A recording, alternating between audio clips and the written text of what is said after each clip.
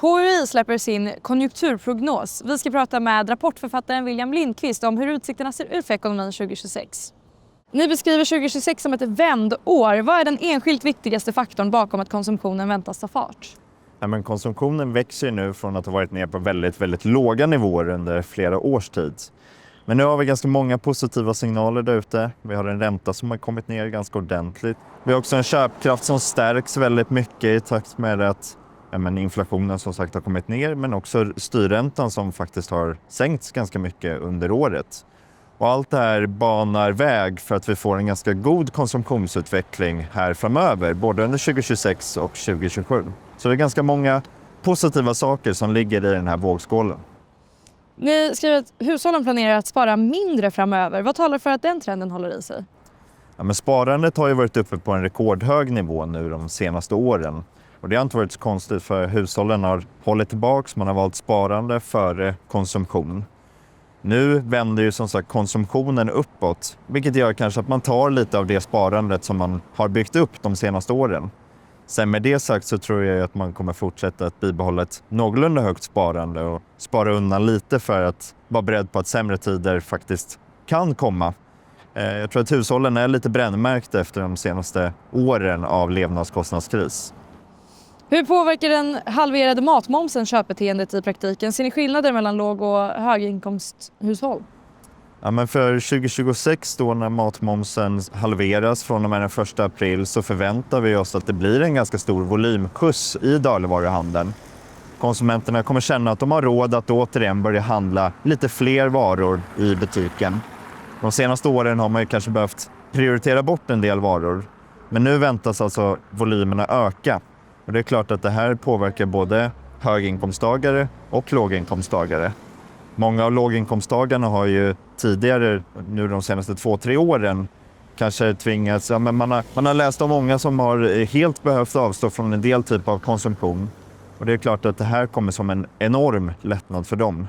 Medan höginkomsttagarna, många av dem har kanske kunnat leva någorlunda samma liv även under inflationschocken.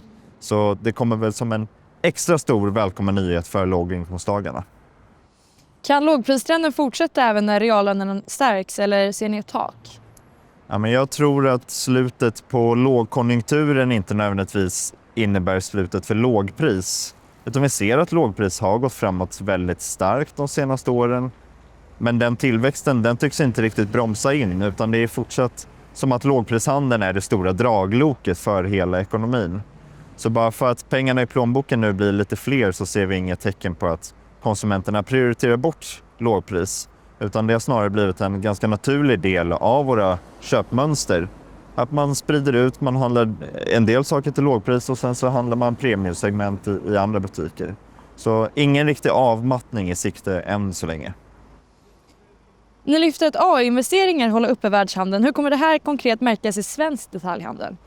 Men vi ser det att allt fler svenska detaljister lyfter in med teknik och AI i sina lösningar. Och en del av de här sakerna är ju sånt som man konsument ser när man är inne på hemsidan som den här företaget har. Man märker att det finns chattbottar eller liknande.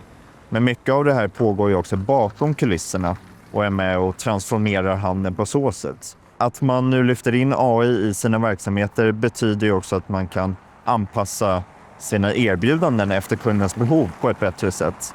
Så sammantaget så innebär ju det här lösningar som underlättar för konsumenten, och det är klart att det är välkomna nyheter.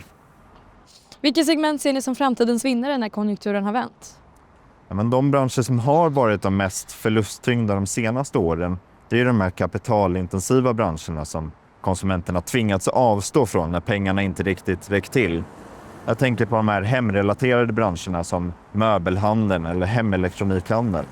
Det var ganska naturligt att avstå från köp av en soffa eller en tv när man inte riktigt haft råd. Och det är just de här branscherna som faktiskt verkligen vänder uppåt nu. Och vi ser att konsumtionen här har börjat öka ganska kraftigt. Och här finns också ett ganska stort uppdämt konsumtionsbehov. Man har avstått från de här branscherna, men nu när pengarna i plånboken faktiskt blir lite fler känner man att jag har råd att gå undan mig det här som jag gått och funderat på ganska länge att köpa.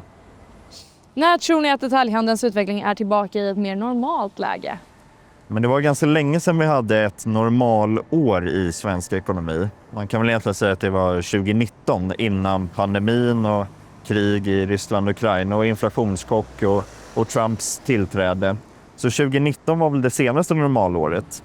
Ganska mycket tyder på att 2026 ändå blir ett väldigt starkt återhämtningsår och därmed blir lite mer av ett normalår. Sen så tror jag att man som konsument ska ställa in sig på att det kommer fortsatt vara ganska mycket upp och ner och att läget kan förändras ganska så snabbt.